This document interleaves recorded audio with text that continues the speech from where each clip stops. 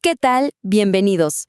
Hoy vamos a meternos de lleno a descifrar 5 señales clave que están moviendo la economía global en este momento. Y es que, a primera vista, parece que todo está en calma, pero por debajo de la superficie, créanme, hay mucho movimiento. Vamos a ver de qué se trata. Y esta es la pregunta del millón, ¿no? Vemos que los mercados suben, pero al mismo tiempo se respira una tensión, una incertidumbre que como que no cuadra. Bueno, en este análisis vamos a desglosar justamente esa contradicción para entender qué hay detrás de esta aparente calma. A ver, esta es la hoja de ruta que seguiremos. Vamos a revisar estos 5 puntos uno por uno para poder armar el rompecabezas completo de la economía actual y ver cómo cada pieza se conecta con la otra. Muy bien, arranquemos. Bien, vamos con lo primero. Esa calma tan frágil que se vive en los mercados. Porque sí, se ven números en verde, hay ganancias, pero la realidad es que el terreno que se pisa es, digamos que bastante inestable. Y aquí es donde vemos el tira y afloja, ¿no? Por un lado, tenemos un impulso hacia arriba. ¿Por qué? Porque los rendimientos de los bonos soberanos caen y bajan las expectativas de que los bancos centrales suban mucho a las tasas.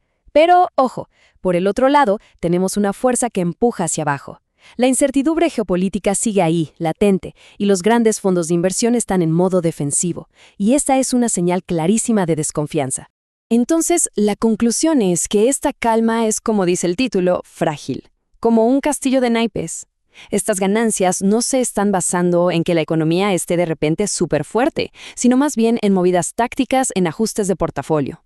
Y eso significa que cualquier soplido, cualquier mala noticia, puede tirar todo abajo. Y esto nos lleva directamente al segundo punto, que es básicamente el epicentro de toda esta fragilidad, el shock energético, el petróleo. No estamos hablando de una subidita de precios cualquiera, ¿eh?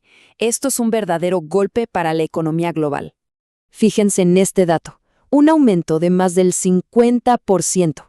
Para tener una idea, el petróleo Brent está viendo su mayor alza mensual en décadas. Es una verdadera locura. Y no es que haya subido y luego bajado. ¡No! El precio se ha quedado ahí arriba, de forma sostenida por encima de los $115 el barril. Esto ya no es un susto pasajero, es una nueva realidad que confirma la magnitud de este golpe energético. Y aquí viene un cambio de mentalidad clave. El mercado ya no lo ve como algo temporal. Se ha convertido en lo que se conoce como un shock estructural. ¿Y qué quiere decir eso? Pues que es un cambio profundo de largo plazo. Es algo que va a modificar las reglas del juego para todo, para la inflación, para los costos de las empresas y, por supuesto, para el crecimiento económico. A ver, un shock de esta magnitud, lógicamente, genera miedo, mucha incertidumbre. Y cuando los inversionistas tienen miedo, ¿qué hacen? Buscan refugio. Y eso nos lleva de cabeza al tercer punto, el oro. El clásico, el infalible refugio seguro. La lógica es bastante directa. Pensemos, la incertidumbre geopolítica está por las nubes. Al mismo tiempo, los bonos, que serían otra opción segura, dan rendimientos reales bajísimos. O sea, después de la inflación, casi no se gana nada. Entonces, el costo de oportunidad de tener oro, que no paga intereses, baja muchísimo. Por eso, de repente, tener oro se vuelve súper atractivo como un escudo contra todo este caos. Pero aquí la historia da un giro muy interesante, porque hay un mensajero en el mercado que está empezando a contar algo distinto. Hablo del mercado de bonos, que nos está dando pistas importantísimas sobre lo que los grandes jugadores creen que va a pasar después.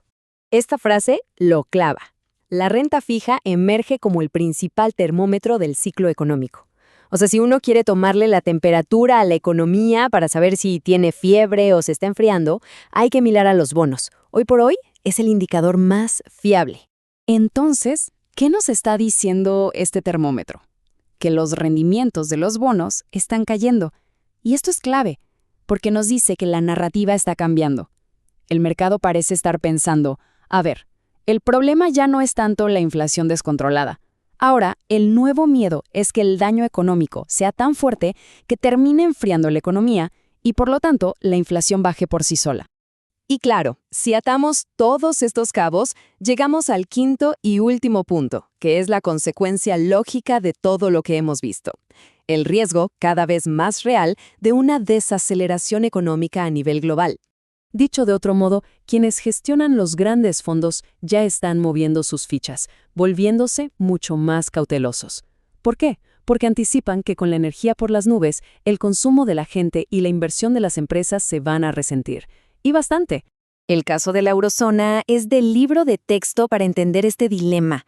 Por un lado, una inflación altísima, y por el otro, un crecimiento económico que se debilita. Están atrapados. Es la gran encrucijada.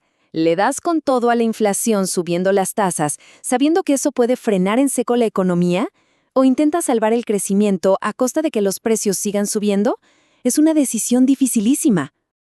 Bueno, para resumir y juntar todas las piezas, tenemos mercados con una calma que engaña, un shock energético brutal que dispara el miedo y manda a los inversionistas al oro, y finalmente, un mercado de bonos que, como el canario en la mina, nos está alertando de que viene una desaceleración.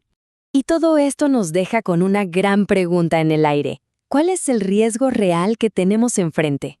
Parece que el foco del mercado ha cambiado.